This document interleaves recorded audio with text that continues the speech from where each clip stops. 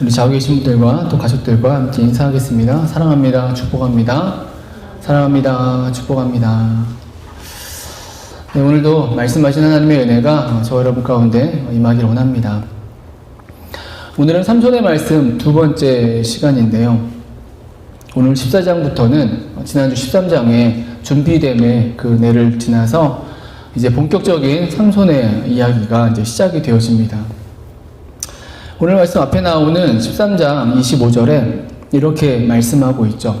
우리 같이 화면을 보고 있겠습니다. 소라와 에스다올 사이 마하네단에서 여호와의 영이 그를 움직이기 시작하셨더라. 준비된 삼손이 이제 사사로서의 일을 시작하려 하는 것입니다. 그런데 오늘 우리가 14장 1절 4절의 말씀을 읽었듯이 우리는 그 시작에서부터 이상한 이야기를 우리가 이제 듣게 됩니다. 위대한 일을, 놀라운 일을 행할 이 사사의 그 첫 시작인데 그 시작부터 무언가 익숙치 않은, 우리에게 좀 어색한, 앞뒤가 맞지 않는 그런 모습을 보게 되는 것이죠. 하지만 이 이상한 모습을 통해서 우리는 이 삼손에 대해 조금 더 분명한 하나님의 뜻하심을 이제 보게 됩니다. 그 사사기 시대 속에 하나님께서 임하시는, 사사기 시대 속에서 임하는, 아니 오늘 이 시대 속에 임하실 하나님의 일하심이 어떤 모습인지를 우리가 이제 보게 된다는 사실이에요. 그래서 오늘 말씀의 제목입니다. 하나님이 일하신다예요. 하나님이 일하신다. 오늘 삼손의 이 시작의 모습 속에서 하나님의 일하심의 은혜를 얻는, 그리고 오늘 이 시대에 하나님의 일하심이 어떠할 것인지에 대해서 다시금 확인하는 은혜가 저 여러분 가운데 있어지길 원합니다. 말씀으로 들어가서 그럼 오늘 본문이 들려주는 그 이상한 이야기는 무엇인가? 1절 2절의 말씀이죠. 1절 2절 우리 같이 읽습니다. 삼손이 딥나에 내려가서 거기서 블레셋 사람의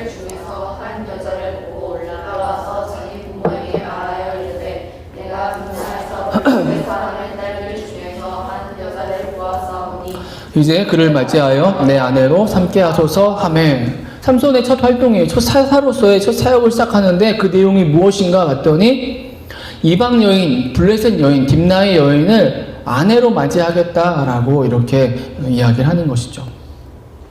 여러분, 이상한 이야기예요. 이상하지 않다라고 하면 그게 더 이상하지 않은 거예요. 왜냐하면 우리는 신앙인의 결혼에 대해서, 가정에 대해서 우리가 이미 알고 있기 때문에 그래요. 성경에서 말씀하는 신앙인의 결혼, 하나님께서는 믿음의 사람들이 만나서, 믿음 안에서 만나서 가정을 이루고 하나님 나라를 살아가기를 원하신다라는 거예요. 그러니까 결혼을 할 때에 아무나 만나서 내가 좋아하는 사람을 만나서 결혼하는 것이 아니라 믿음 안의 사람들이 만나서 그 믿음 안에서 결혼을 해야 되는 것이죠. 요즘은 결혼에 대한 생각도 희미해져서 결혼도 할까 말까를 고민하고 선택하는 시대이고, 신앙도 많이 무너져 있어서 꼭 믿음 안에서 믿는 자들이 만나서 결혼을 해야 되는가라는 것에 대해서 그 의미가 많이 좀 달라져 있어요. 변질되어져 있는데 아니에요. 성경은 분명합니다. 믿음 안에서 믿음의 가정을 이루라라는 것이죠. 여러분, 그런데 오늘 본문에 삼손이 어떻게 하려고 하고 있는가? 하나님의 백성인 자가, 아니 사사로 세움받은 자가, 준비된 자가 믿음이 없는 이방 여인을 아내로 맞이하겠다라고 이렇게 이야기를 하고 있는 것이죠. 그리고 이것도 그냥 하는 말이 아니라 무언가 그 안에 의지 또는 고집이 담겨져 있는 것을 우리가 보게 됩니다. 3절에 이렇게 말씀하고 있죠. 3절 말씀입니다. 같이 읽습니다. 그의 부모가 그에게 이르되 내 형제들의 딸들 중에나 내 백성 중에 어찌 여자가 없어서 내가 할례받지 아니한 블레셋 사람에게 가서 아내를 맞으려 하느냐 하니, 삼손이 그의 아버지에게 이르되 내가 그 여자를 좋아하오니 나를 위하여 그 여자를 데려오소서 하니라. 부모가 어디 우리 하나님의 백성들 것 이스라엘 중에 여인이 없어서 왜 이방 여인을 데려오려고 하느냐라고 얘기를 하니까, 그럼에도 불구하고 부모의 강력한 반대에도 불구하고 내가 그 여자를 좋아하니까 좀 데려와 달라, 그 여자야만 한다라고 이야기를 하는 것이죠. 여러분 잘 아시는 대로 삼손은 사사입니다. 분명한 사사예요. 그것도 많은 사사들 중에서 가장 큰 일을 행한 사사 중에 한 명이에요. 우리가 이제 말씀을 보게 될 텐데요. 위대한 사사예요. 또 뭐 그와 반면에 우리가 이미 뭐 삼손에 대해 들어왔듯이 삼손 역시 또 문제도 있는 사람이죠. 연약함이 있는 사람입니다. 문제가 많은 사람이기도 합니다.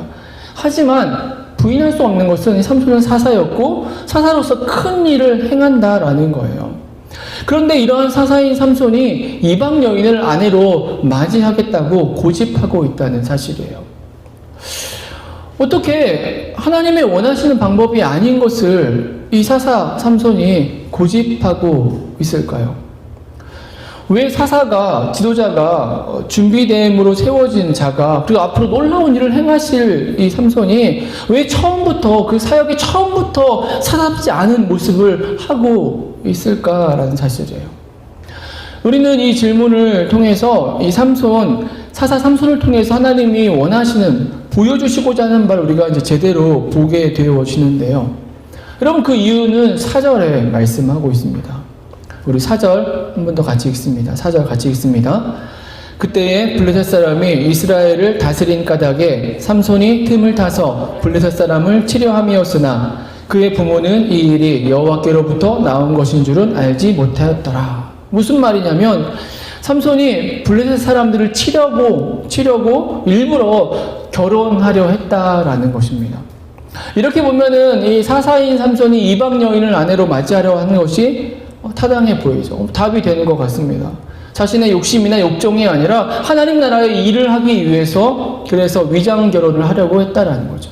참 대단한 삼손이죠. 여러분, 그런데 문제가 있어요. 그 문제는 뭐냐면 삼손의 중심이 꼭 그렇지만은 않아 보인다라는 거예요. 삼손이 거짓으로 위장 결혼을 하려고 했던 것처럼 보이지 않아요. 왜냐하면 그 이후에 나오는 그 말씀들을 통해서 우리는 계속해서 반복해서 삼손의 사사답지 않은 모습을 우리가 보게 될 것이기 때문에 그래요. 일부러 했다고 하기에는 이 삼손이라는 사람의 중심이 진정성이 보이지 않는 것입니다. 우리가 다음 주에 말씀을 보겠지만은 오늘 본문 이후에 나오는 그 삼손의 그 모습, 나실인의 규례를 쉽게 어기는 모습들을 보게 돼요.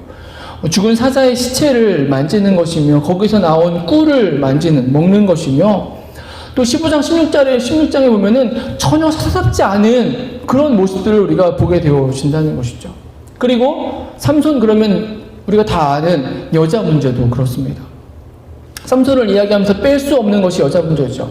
그런데 삼손의 여자 문제는 오늘 본문의 딥나의 여인뿐만이 아니라 그 외에 2명이나 더 있다라는 거예요.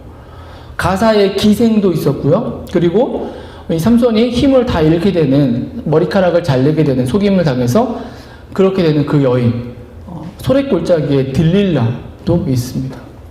여러분, 이러한 이후의 모습을 보면은 오늘 본문의 삼손의 첫 사역으로 시작하는 이 딥나 여인과의 결혼하려고 하는 일이 단순한 위장 결혼으로 보이지 않는다는 거예요.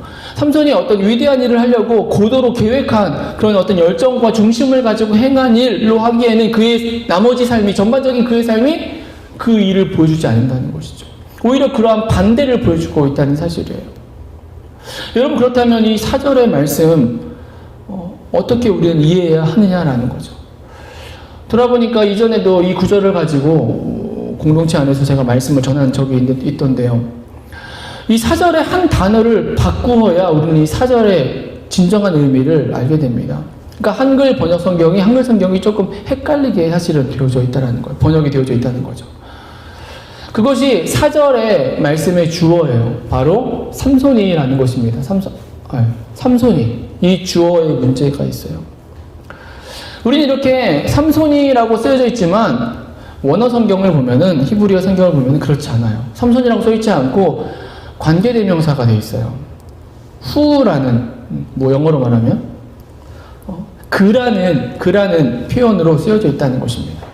그래서 그가 틈을 타서, 그가 누구냐라고 했을 때에 이 성경을 번역한 초기에 우리 성경학자들은 삼손이라고 생각해서 삼손이라고 써서 계속 번역을 해오고 있는 것이죠.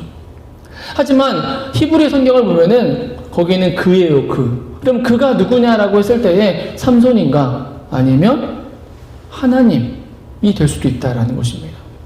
문맥 속에서 삼손이라기보다는 이 그라는 말은 하나님 여호와를 칭하는 것이 맞다는 거예요. 여호와, 그리고 또 뒤에도 여호와께서라고 이렇게 말씀을 하고 있는 것이죠. 영어 성경은 그런 식으로 번역을 하고 있어요. 관계대명사를 그대로 사용해서 의미를 보여주고 있습니다. 그래서 다른 성경들은 이 번역을 이렇게 하고 있어요. 지금 화면에 보시면은 이렇게 번역이 되어 있습니다. 그때 블레셋 사람이 이스라엘을 다스린 까닭에 여호와께서 틈을 타서 이렇게 번역을 하고 있어요.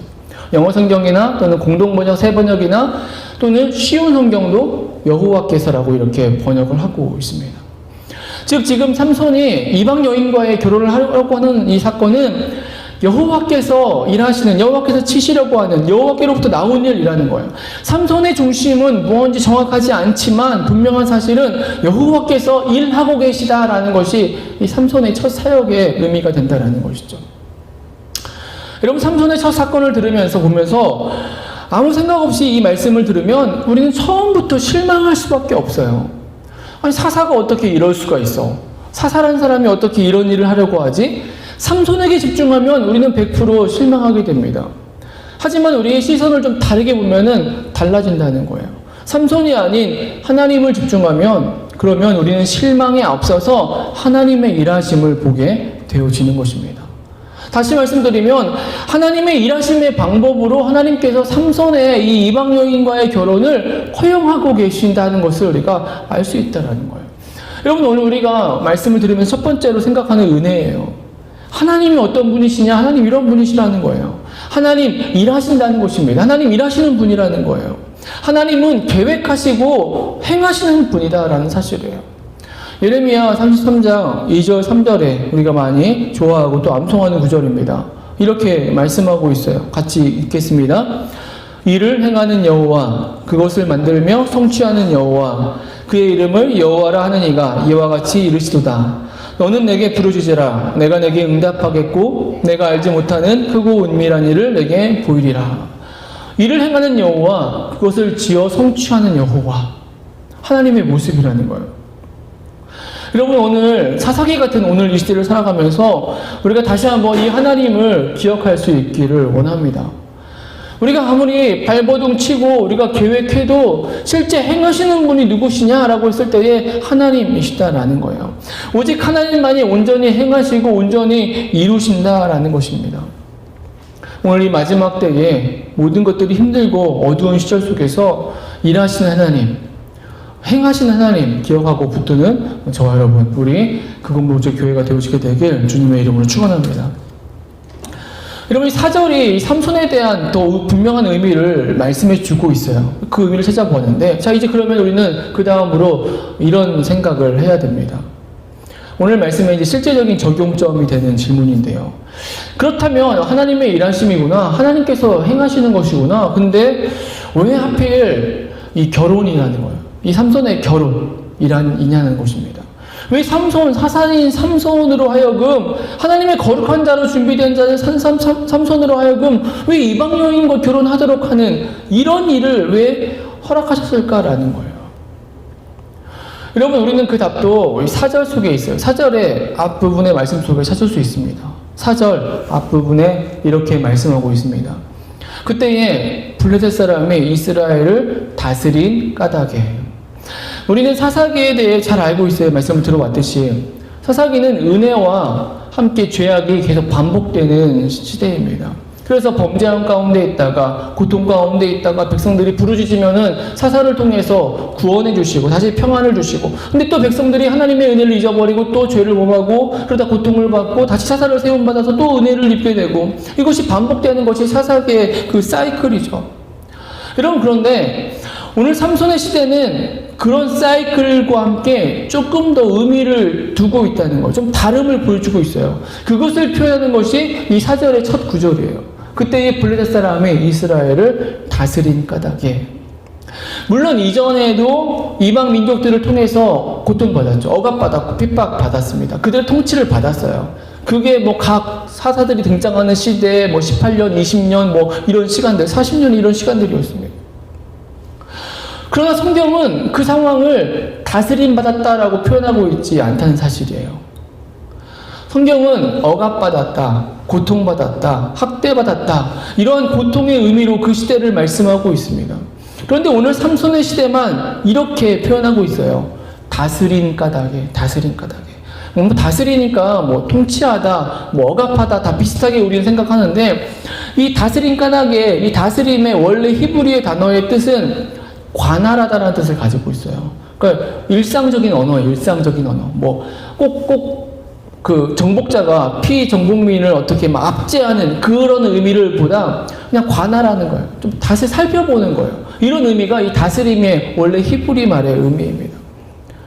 여러분, 그렇다면 이 삼손의 시대는 어떠한 시대인가? 이 다스린 까닭이라는 말이 분명하게 보여주고 있어요. 블레셋 사람들이 관할하는 시대라는 거죠.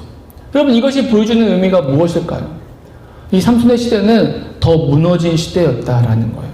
그러니까 블레셋의 관할, 블레셋 사람들의, 블레셋의 그런 다스림을 받는, 그러니까 블레셋의 다스림이 그들이 관할하는 것이 일상이 되어진 시대라는 것을 의미하고 있다는 거예요. 여러분, 이것은 좀 바꾸어 말하면은 이스라엘 백성들이 자신들의 백성됨을 잃어버린 시대라는 거예요.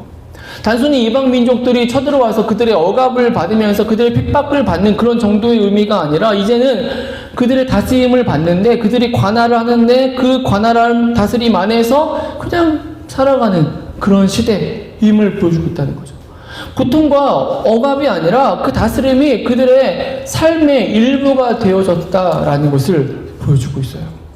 여러분, 실제로 그러하기에 우리가 삼손에 시작하는 말씀 속에서 그 배경을 우리는 충분히 찾아볼 수 있어요. 13장 1절을 보면은 삼손의 시작을 이야기하면서 다른 사사들과 좀 다른 말씀, 다른 내용이 들려주고 있어요. 그게 뭐냐면은 사사기에 사이클이 있다고 그랬어요. 근데 그 사이클 중에 고통과 부르짖음이 없어요. 우리 13장 1절, 2절 같이 다시 읽습니다. 이스라엘 자손이 다시 여호와의 목전에 악을 행하였으므로 여호와께서 그들을 40년 동안 블레셋 사람의 손에 넘겨주시니라. 소라 땅의 단지파의 가족 중에 마노아라 이름하는 자가 있더라. 그의 아내가 임신하지 못함으로 출산하지 못하더니, 악을 행한 이스라엘의 모습이 등장하고, 그리고 블레셋 사람들의 손에 내어준 그들의 통치가 등장합니다. 설명이 됩니다. 그런데 그 다음에 하나님께서 이제 마노아의 가정에 삼손을 준비시키는 과정이 등장하죠. 근데 이 사이에 고통과 통치와 그 다음에 사사 사이에 없어요. 고통과 부르짖음이 없습니다. 여러분, 이것이 보여주는 것이에요. 이 시대는 어떤 시대냐? 고통을 느끼지 않는 시대, 고통이 없는 시대, 아니 고통을 고통이라고 생각하지 않는 시대, 부르짖을 필요가 없는 시대, 부르짖지도 않는 시대가 되었다라는 거예요. 아니, 블레셋이 쳐들어와서 블레셋의 통치를 받는데, 그들의 억압을 받는데, 그런데 어떻게 고통에 대한 기록이 없고 어떻게 부르짖지 않을 수 있는가? 왜냐하면 실제가 그 시대가 이런 시대였기 때문이라는 거예요. 비록 블레셋 사람들의 통치를 받았지만 그 상황을 고통으로 여기지 않았다는 거예요. 그 상황을 힘든 것으로 여기지 않았다는 것입니다. 고통스럽지 않았던 것입니다. 그래서 그들은 부르짖을 필요도 없었다는 거예요. 부르짖을 이유도 없었다는 것이죠. 여러분, 4절에 다스린 까닭이라는 말이 가지고 있는 의미가 이런 의미를 담겨져 있다는 거예요. 우리가 앞에서 말씀을 쭉 들어오면서 기드온의 시대 기억하시나요? 어떠했나요? 미디안이 쳐들어와서 파종하는 때나 추수할 때 쳐들어와서 모든 걸 다 가져갔어요. 씨앗까지도 이미 다음 해를 위해 남겨둔 씨앗까지도 뺏어갔다라고 말씀합니다. 그래서 그들을 피해서 산으로 그런 굴 들어가서 굴을 파고 동굴에서 살았다라고 이렇게 성경은 말씀하고 있어요. 고통이 극심함을 표현하는 것이죠. 입다의 시대도 그러했다라고 말씀하고 있어요. 다신화된 신앙 속에서. 그런데 지금 이 삼손의 시대는, 삼손의 그 시대 속에 있는 상황은 그런 상황과 달리 다스림을 받는, 관할을 받는, 일상의 삶을 살아가는, 다스리는 자와 다스림 받는 자가 함께 어우러져 살아가는 그런 시대인 것을 보여주고 있다는 거예요. 오늘 본문에 삼손이 여자를 구하는데 이방 여인을 좋아한다고 그냥 구하고 결혼할 수 있었던, 그리고 뭐 다음 말씀 보겠지만은 삼손의 결혼식에 블레셋 사람들이 찾아오는데 그들과 쉽게 동물을 하고 싶은, 친구를 맺으려 하는 이런 시대가 되어졌다는 거예요. 하나님의 백성다움의 구별됨을 잃어버린 시대, 사회가 되었다는 거죠. 오늘 본문 속에 이 삼손의 시대는 고통 가운데 있어도 부르짖지 않는, 부르짖을 수 없는, 깨닫지 못하는 하나님의 존재에 대한 아예 자각조차도 잃어버린 그런 시대인 것을 보여주고 있다는 거예요. 이전에는 부르짖었어요. 부르짖기라도 했습니다. 그 부르짖음이 회개가 아니라고 성경학자들은 얘기해요. 진정한 회심이 아니라고 얘기를 합니다. 하지만 그래도 그들은 부르짖었어요. 고통에 대해서, 억압에 대해서, 그들이 받는 핍박에 대해서 아파했고 견디지 못해서 그들은 부르짖었습니다. 그래서 부르짖었고 그래도 부르짖었다는 거예요. 그런데 이제는 어떻게 되었는가? 이들이 무뎌졌다는 거예요. 통치를 받고 이방 사람들의 그런 억제를 받으면서도, 악제를 받으면서도 그것에 대한 그 감각을 다 잃어버린 시대가 되었다라는 거죠. 더 이상 갈망하지 않고 답답해하지도 않고 그냥 그런가 보다, 그냥 이게 맞는가 보다라고 인정해버리는, 압제당하는 것이 그냥 그들의 몫인 양, 이스라엘 성들의 삶인 양 이렇게 생각하는, 인정하는 시대가 되었다는 거예요. 그럼 한마디로 말해 회복의 필요성을 느끼지 못하는 시대가 되어졌다라는 거예요. 그냥 이것이 좋은가 보다라는 시대인 것이죠. 다들 이렇게 살아가는데 뭐 신앙생활은 다 이런 거야 라고 생각하는 그런 시대가 삼손의 시대라는 거예요. 그리고 무서운 시대인 것을 보여주고 있는 거예요. 무너져서 아예 영적으로 무감각 속에서 하나님 없이 살아갈 수 있는 시대가 되어졌음을 보여주고 있는 것이죠. 카톡으로 지난번에 제가 소개해드린 그 다큐 영화 교회 오빠라는 영화 다들 보셨는지 모르겠습니다. 안 보셨다면 꼭 시간 내서 꼭 보시기를 부탁드리고요.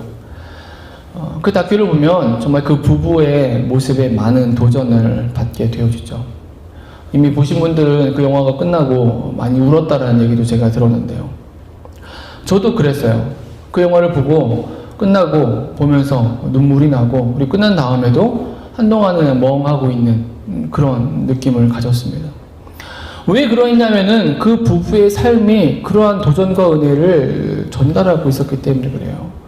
그 부부에게 찾아온 고난, 그 죽음의 고난 속에서 그 부부가 여전히 하나님을 신뢰하고, 여전히 말씀 안에서 답을 찾고, 여전히 믿음의 사람들과 교제를 하고, 죽음의 마지막 순간까지도 하나님을 향한 갈망과 갈증을 가진 그 모습이 도전이 될 수밖에 없었던 것입니다.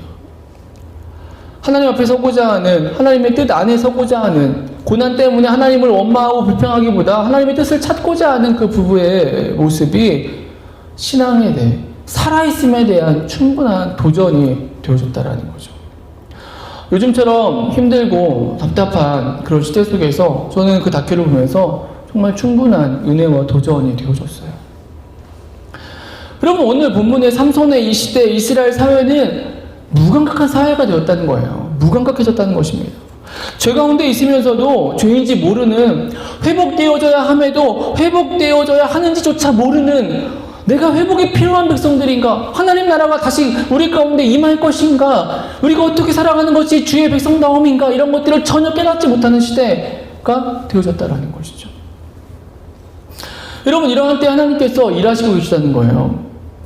다시금 당신의 백성 이스라엘을 하나님의 백성답게 만드시기 위해, 무너진 하나님 나라를 세우시기 위해 일을 하셔야 되는데, 그 시대가 너무나 무너져 있어서 도저히 스스로 일어날 수 없어서 하나님이 삼손의 이상한 모습을 허용하시고 그 이방 여인과의 결혼이라는 그 과정 속에서 하나님의 일을 시작해 나가고 계신다라는 거예요. 여러분, 보통 어떤 무너진 것을, 잃었던 것을 다시 세우고 다시 찾으려고 할 때에 적어도 있어야 되는 최소한의 것이 있어요. 그게 뭐냐면 의식이에요. 의식입니다. 나라를 빼앗기고 집을 빼앗기고 모든 것을 다 빼앗겼어도 그것을 찾으려고 하는, 그것을 다시 회복하려는 의식이 있어야, 최소한의 의식이, 뭐 가진 건 아무것도 없어도, 내게 능력이 없어도 그 되찾고자 하는, 다시 일어서고자 하는 의식이 있다면 그 다음의 일을 할 수 있는 거예요. 그 의식이 이유를 알게 하고 그 의식이 시련 속에서도 일어설 수 있는 그 시련을 견디게 한다라는 거예요. 우리나라가 일제 치하에 나라를 빼앗겼을 때 독립을 위해 몸부림쳤잖아요. 여러분, 그것도 마찬가지예요. 독립운동하는 분들의 그 마음속에 중심에 의식, 독립에 대한 의식이 있었기 때문에, 민족의 독립, 나라의 독립을 위해서 의식을 가진 분들이 그렇게 행했기 때문에 독립운동할 수 있었다는 것이죠. 반면에 그 의식이 없었던 사람들이 우리가 흔히 얘기하는 친일파, 친일의 행적을 했던 사람들이죠. 그래서 대표적인 친일파였던 그 당시의 문학가, 시인이었던 춘원 이광수 같은 사람은 그는 이렇게 생각했다는 거예요. 그가 친일을 한 이유가 뭐냐면은 절대 조선은 일본으로부터 독립할 수 없다. 선진 일본으로부터 조선을 이겨낼 수 없다. 안 될 거다. 그래서 그는 친일의 편에 이제 섰다라는 것이죠. 여러분, 의식이 없으면 그러한 거예요. 의식이 없다면 도저히 일어설 수 없다는 것입니다. 다시 일어서야 하고 회복되어져야 하는데 독립해야 하는 의식조차 없는데 어떻게 싸우고 어떻게 견디고 어떻게 그 다음의 길을 그리며 나아갈 수가 있겠느냐는 거죠. 여러분, 신앙도 마찬가지예요. 하나님 앞에서 하나님께 향하고자 하는 다시금 뜨거운 열정과 믿음 안에 서고자 하는 그 마음, 그 갈망이 있어야 된다는 거죠. 그 갈망이 없으면 믿음도 신앙도 회복되기 힘들다는 것입니다. 그 갈망을 통해서 하나님께서 우리를 다시금 은혜 앞에 또 하나님 나라의 그 역사 앞에 서게 한다는 것이죠. 그런데 이스라엘 백성들은 오늘 본문의 시대의 사람들은 그러지 못했다라는 거예요. 그 의식조차 없어서 하나님 나라, 하나님 백성다움의 의식조차 없어서 쫓아내고 싸워야 될 또는 회복돼야 될 블레셋과의 관계 속에서 오히려 그들과 함께 그냥 살아가는, 그들과 공존하는 것은 그런 사회가 됐다는 거예요. 물론 공존이라는 것은 좋은 말이죠. 함께 공유하고 함께 산다는 것이기 때문에 뭐 나쁘진 않을 거예요. 그런데 공존보다 하나님의 은혜, 하나님 나라 안에서 더 중요한 것은 진리고 생명이라는 거예요. 살아있음이라는 것입니다. 영적인 깨어있음, 영적인 구별됨, 내가 정말 신앙인으로 하나님 나라의 백성으로 서 있는 모습이 더 중요한 거예요. 같이 어우러지고 즐겁고 잘 사는 것보다 하나님 나라의 백성됨을 다시 회복하는 것이 더 중요하고 옳은 모습이 되어진다는 거예요. 하지만 이스라엘 사회는, 이 삼손의 시대는 그럴 수 없는 시대가 되어졌다라는 거예요. 그냥 블레셋 사람들의 다스림 속에서 하나님 없이 살아가는, 그냥 인생을 편안하게 살아가면 되는 그것으로 만족하는 시대가 되어졌음을 보여주고 있다는 거예요. 여러분, 이런 시대였기에 이렇게 의식도 없고 다시 회복되어져야, 깨어야 할 필요성도 못 찾고 스스로 이룰 수 없는 이 가망 없는 시대였기에 하나님께서 다시금 일하시는데, 하나님이 홀로 일하시는데 삼손의 그 문제, 약점, 틈을 가지고 일하셨다라는 거예요. 하나님께서 무너진 시대 속에서 다시금 이렇게 세우시려고 하는데 인간의 삼손의 약점을 통해서, 그 문제를 통해서 일하셨다. 여러분, 이것이 삼손의 사사로서의 첫 사역이 가진 의미가 되는 것입니다. 하나님 이렇게 일하신다는 거예요. 그리고 오늘 우리에게 동일하게 말씀하고 있습니다. 적용이 되어집니다. 오늘 이 시대에도 하나님은 그렇게 일하실 거라는 사실이에요. 오늘의 시대는 의식을 잃어버린 시대예요. 하나님 나라의 그 갈망과 열정들이 희미해져 버린 시대입니다. 희미해지다 못해서 이제 세상과 구별되는 것도 그렇게 큰 의미가 없어요. 세상 속에서 크리스찬의 모습, 교회의 모습이 더 온전함에 대해서 갈망하지 않는 시대가 되어졌어요. 세상의 기업처럼, 세상의 사람들처럼 교회도 더 온전해지고 안전하고 또 우리의 삶도 좀 여유롭고 풍족한 삶을 살아가기를 소망하는 그런 시대가 오늘의 신앙인들의 시대가 되었다는 거죠. 세상에 동화되어서 세상화된 시대가 되어진 것입니다. 그리고 요즘엔 더 나아가서 더 안 좋아졌죠. 오히려 이제 교회가 비난받고 신앙인들을 향해 세상 사람들이 색안경을 끼고 바라보는 시대 속에 우리가 서 있다는 거죠. 이렇게 보면은 삼손의 시대는 오늘 시대, 영락없이 오늘 우리가 살아가는 이 시대의 모습을 보여주고 있다는 거죠. 여러분, 이런 시대 속에서 우리가 기억해야 될 것입니다. 하나님 일하신다는 거예요. 하나님께서 뜻을 가지고 하나님의 일을 이루어 가신다는 것입니다. 근데 우리가 그 일하심 속에 우리는 서야 된다라는 것이죠. 우리가 그 하나님의 일하심 속에 쓰임을 받아야 된다는 것입니다. 삼손은 그의 문제, 연약함을 통해서 도무지 의식도 없는 시대 속에서 그 하나님의 일하심의 틈을 찾아서 하나님이 쓰셨지만은 저와 여러분은 오히려 하나님의 그 뜻하심을 알고 우리가 의식을 가지고 우리 안에 열정을 가지고 우리 안에 믿음의 갈망을 가지고 하나님 나라를 바라봐야 되는 거예요.